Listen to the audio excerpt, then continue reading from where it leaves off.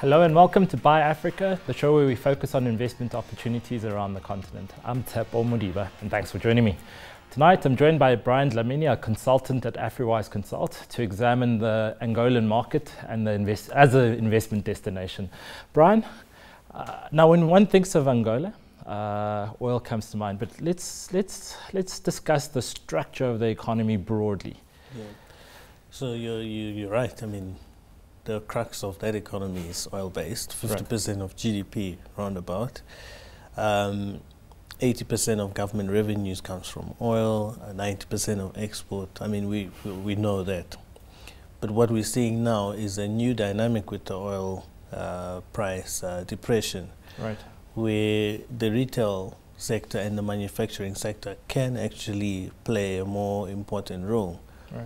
Because what's going to happen and what is happening is that the kwanza is depreciating against the dollar. Imports are becoming more expensive. Obviously now consumers will feel the pinch because of the imported goods. So there is now a role, you know, for those companies that want to invest in the manufacturing sector to try and, you know, produce counter goods that. locally. Yeah. And obviously to start competing effectively in the market. We're seeing that. Some companies are obviously also downgrading in terms of how they package.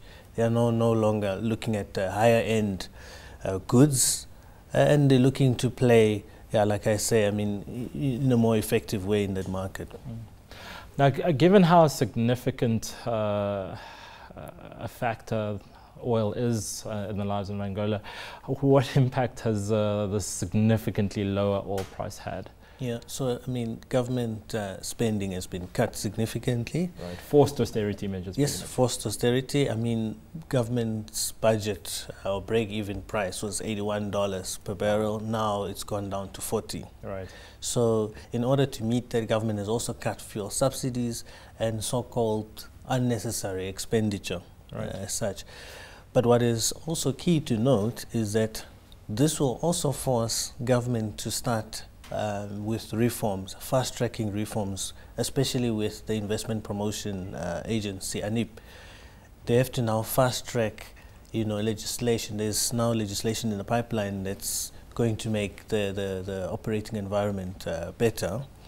So they've had to fast-track it to attract foreign direct investment, to start stimulating the economy. So that's the one positive. The other positive is obviously you will see more players, say, from China now coming in, because the country is, you know, kind of moved closer to China. We saw them borrowing now, you know, a big loan in the meantime to buy time, you know, whilst they adjust to this new normal of the lower prices. The Chinese firms that are coming into the economy, are those specifically looking for oil or in other sectors in the broader economy? They're playing in the broader, so that's what I was saying earlier on. So traditionally, I mean, it would be, you know, infrastructure finance type of transactions and large sums of money that just go on the back of, you know, oil exports to China. But now, I mean, clearly the Chinese government will want to leverage the situation, you know, and say, look, can we maybe look at, you know, preferential, you know, treatment for a certain couple of sectors where they see, you know, it as being strategic for China. So that's the benefit.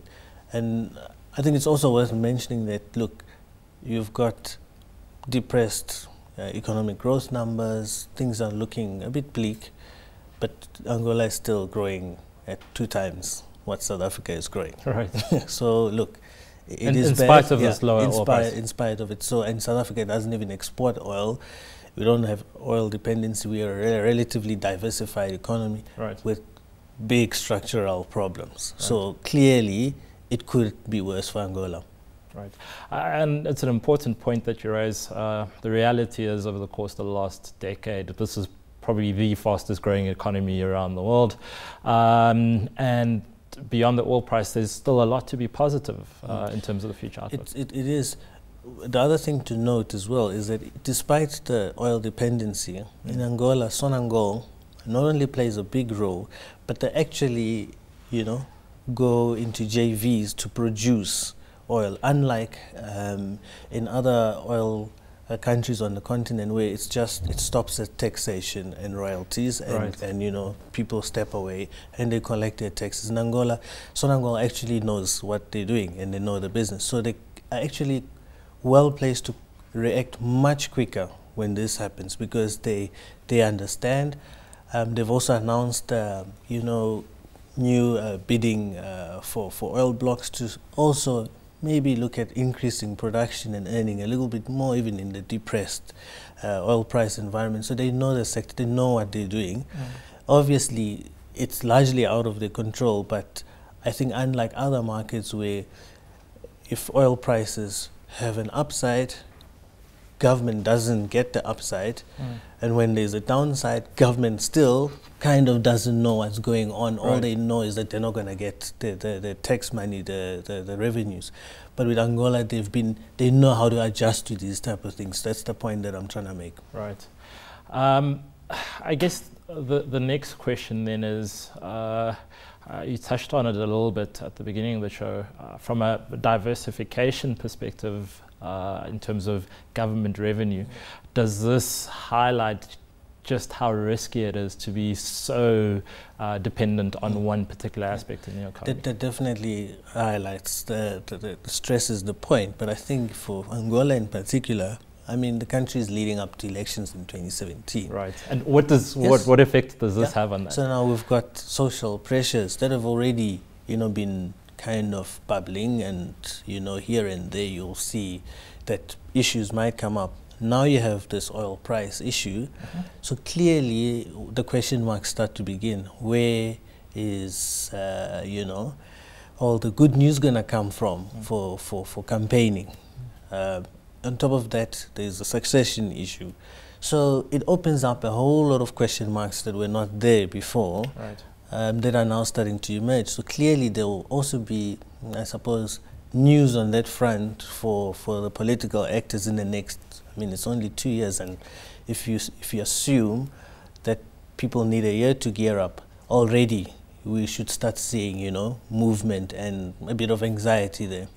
Would it be fair to say that we're likely to see an increase or a continuation of the theme where the Angolan government raises debt to try and service some of the infrastructure requirements that the country needs? So then, I mean, the theme is basically buying time. Raising until the oil price normalizes. Until the oil price normalizes.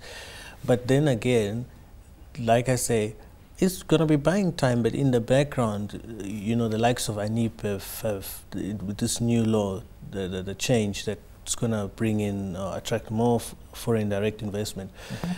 What it essentially does is it devolves the powers of investment to the various ministries. So the ministries themselves can now look at a project and approve and basically, you know, make a call. What does it mean? It also means the ministries must have now capacity to understand what they're getting themselves into with different investors. So look, there will be that type of activity where things are being fast-tracked, so etc. Less red tape. Yes, less red tape. But at the same time, like I said, I mean, we must also remember we're getting into election season, so how will these two ideas kind of clash as such? Because, you know, yes, government needs to be seen to be doing a lot, but at the same time, they need to basically secure, you know, let's call it, the president needs to make sure that, you know, there's a continuation, you know, of his party's dominance. So let's put on our investment or investor hat on. You know, we've laid the scene quite nicely. What areas, if you're a foreign investor going into Angola, what areas are you looking to put your money into? So look, I mean, like I said, the manufacturing sectors, there for the taking. Retail is very big in Angola. Clearly, everything is imported, distributors, etc. But I think what investors need to take note of here is that despite all those opportunities, a new risk now kind of emerges, which is you will not be able to repatriate your cash. It has always been difficult, but now it's going to be even more difficult because of the lack of forex.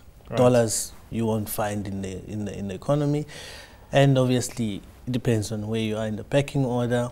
and where obviously central bank regulations come in, it's going to become more and more difficult. So before you even now consider which sector and how nice the growth prospects look, be very careful with how you're going to repatriate your cash or profits. So it may be a case of be prepared to invest knowing that you're not getting your money out for quite some time. Yes, until obviously the situation abates. So that's always the case. You have an opportunity or things come up, but on the counter balancing one is obviously how are you going to repatriate your profits. It's been traditionally difficult. I mean, from some of the investors who are investing there, from a practical experience, they have flagged that as one of the most difficult things about Angola. Right. So I guess the key question is, does the opportunity set that exists more than compensate you for this illiquidity that you may get in the long term? So I think, the illiquidity is when you want to take it out. I don't think it necessarily means you can't get money in and start competing and start selling your widgets. Obviously that is the case. And as you say, if you take a long-term view and you reinvest in your business, in Kwanza, in Angola, look, clearly there is obviously a good news there. But look, I suppose if you're also an importer, exporter, you'll need to do a bit of homework now, you know, how you're going to do it. Right. Bring in enough, to last you a while. It start being a bit creative, partner up with a local company as well, that can give you the right advice in terms of how to do your supply chain management, those type of issues. And obviously, how do you repackage your goods so that they sell in a different market now, and you manage your strategies. All those things come into the equation when you partner up with a local company. That's always going to be at the benefit of a foreign investor. So quickly to sum up, would we say that we're bullish, or investors should be bullish in terms of the prospects for Angola? Yeah. Well, investors should be, cautiously bullish. I think that's the right term. Yeah. The economy is adjusting. It's not a free fall situation. Right. I think that's the way to put it. Perfect. Let's leave it there. Thanks to my guest, Brian Dlamini, a consultant at Afriwise Consult. That's all from Buy Africa this week. Remember to follow me on Twitter, that's at Modiba_Tshepo, and send us your thoughts about the show using the hashtag BuyAfrica. From myself and the team, goodbye.